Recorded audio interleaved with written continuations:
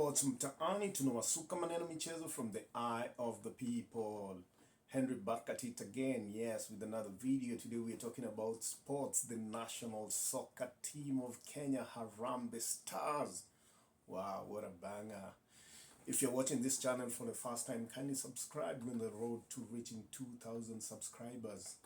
Like and share so that every time we release a new video, you are notified. Yes, let's get right into it. The national soccer team of Kenya, Harambee Stars, are supposed to be playing the next two rounds of qualifiers for the World Cup away from home. They'll be playing these two games against Burundi on the 7th and the African reigning champions Ivory Coast in the Bingu Stadium in Malawi. Wow. What a shocker. This is what we want to talk about. How did it happen and why Malawi?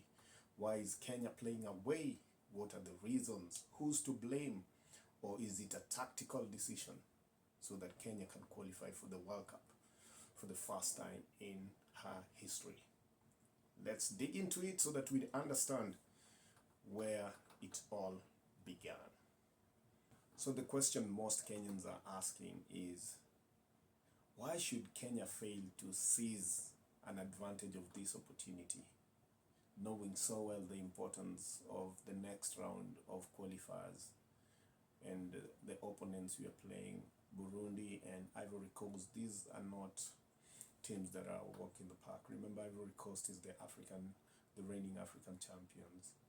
So everybody's wondering, like, why is Kenya not understanding that these two games are so important, and the fact that they are third in their group, they need to seize and take advantage of their home court to be able to match up or catch up with the group leaders. That's Gabon and Ivory Coast. Both of them have 6 points. It is high time, I think, football or sports federations and administrators to be brought to book. They should be accountable, because at the same time, these things happen because of their liabilities or inabilities to plan ahead of time. Because remember, every federation has a calendar of events that they want to participate in throughout the year. And FIFA and CAF already gives this calendar in advance. So every administration knows that when we enter into a tournament, we know specific dates that are put in the FIFA calendar on which dates these games are supposed to be played. So they knew when it came to this month of June, they knew so well that Kenya was supposed to be hosting two very important World Cup qualifiers, but somebody slept on the job. Hapa hivi mtu anafaa kwenda home. People should be held responsible for their jobs. There's no way something like this should just go unattended to, because at the end of the day, this is so important. You don't enter into a qualifier to fail. You entered so that you can give your best, put your best foot forward to perform so that you can qualify for the World Cup. Every Kenyan aspires to see their national team, just like we aspire, and we are always proud to see our rugby team and athletics do so well on the international scene. That's the same kind of standard we expect that soccer and the federation should emulate to ensure that soccer is also amongst the elite sports that we envy to see. So needless to say, Kenya is not the only country that is faced with such a scenario. We know there are other countries like the Central African Republic. We know they played their home game away in Morocco. We also know that Sierra Leone also played yesterday.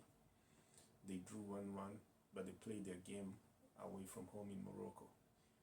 And there are teams that we also know will be playing away from home. We know Madagascar is one of them. We know Congo Republic will be playing in Kinshasa. And we also know that Benin will be playing Rwanda in Abidjan. Namibia and Zimbabwe are two other teams that the same fate befalls them. But when you look at the history of sports, Kenya has a richer history of sports compared to these nations that I'm talking about. And the economy, the Kenyan economy, is equally stronger in comparison to these nations. So it is not a justification that because I'm mentioning these other countries, I'm just saying that those nations equally the same fate befalls them. But it's because of poor planning, or for some of them it's because of the economic situation or political situations in their country. Other than just the 11th man support, I believe witnessing the star-studded African champions, Ivory Coast, go down against Harambee Stars at home, it's an envy of every soccer fan in Kenya. Just to see the stars from Ivory Coast or the stars in Burundi or any other nation, that's something that every soccer fan or sports fan envies, because those are things that happen once in a while. So, and somebody would be asking, why do these people like watching the European soccer and they don't watch local soccer? It's because of things like this that make people so disgusted about how sports is run in the local scene. So it's like you love a team so much and you anticipate that you'll be attending to watch them play at home, then it's a no-show. The question we should start asking is, why is this game being played in Malawi? Why is it played in Malawi? And what's the reason that we've ignored the game from being played in the East African nation of either Tanzania, Uganda, Rwanda, and take it to Malawi? The reason why this game is not being played in Kenya is because of the standards that FIFA has put in place to ensure that the matches being played are secure for both the players and the supporters and anybody who attends this game. So, because FIFA has a stipulation of the standards that each and every playing field and environment should have for there to be a conducive environment for the game to be played. So as a governing body, it has set standards to ensure soccer is played in a conducive environment that yields fairness, protects the players, officials and supporters, with security and safety at the core of this rationale. So it's security and safety. Those are the core.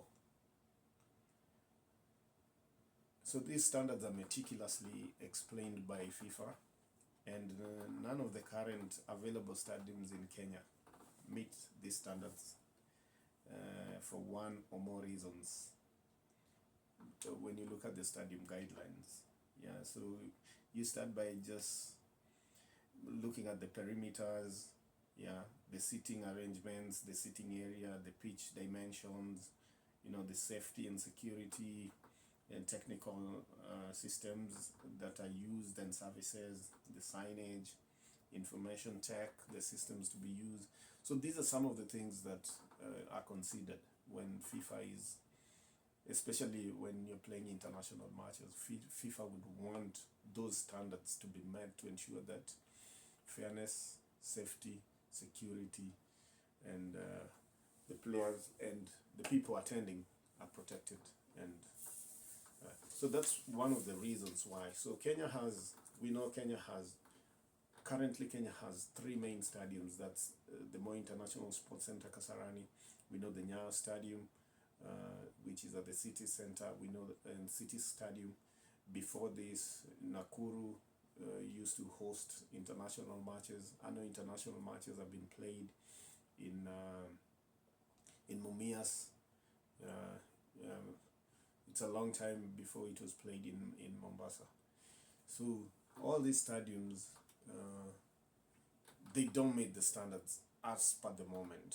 Kasarani and Nyayo would have met the standards, but I understand there's a renovation being done in these two major stadiums in preparation for the 2027 African Cup of Nations, the Pamoja bid to be hosted by Kenya, Uganda, and TZ.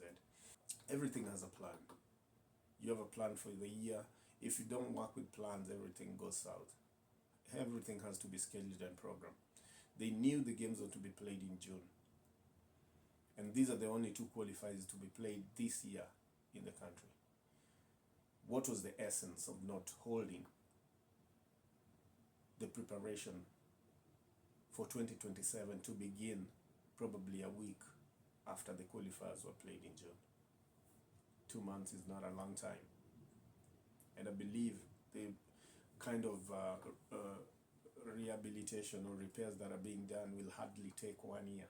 We all want Kenya to host the 2027 African Cup of Nations. We all want Kenya to have good playing surfaces and facilities. We all want Kenya to have an infrastructure in sports that's appealing to international competition. We all want this. But equally, we need to have a plan on how these things are done.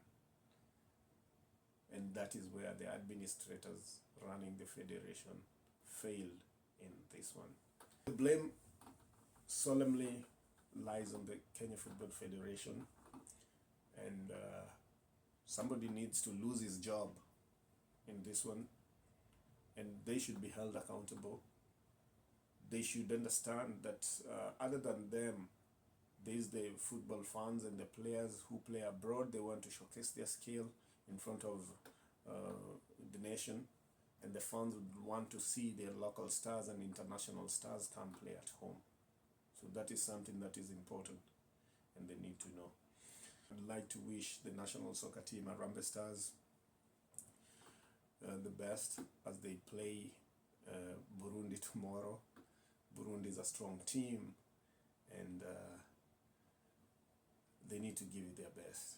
I know they're going to play well, and playing at home doesn't mean that the game is already lost or won. They just need to put effort and extra effort now, because the 11th man is not there to see them through it. But they should be resilient. They've always been. I know the team captain Olunga and every other new player who's in the team, yeah, they're gonna play well. Also want to appeal to the Malawians, man. We're brothers, we have a long history. Kujeni to support Jazeni Wanja like you did today. So today we saw Malawi beat Sao Tome 3-1. So we want you to embrace the camaraderie that we have, so that you can come and support Harambee Stars. This is Henry, and I'm out. See you on the next one.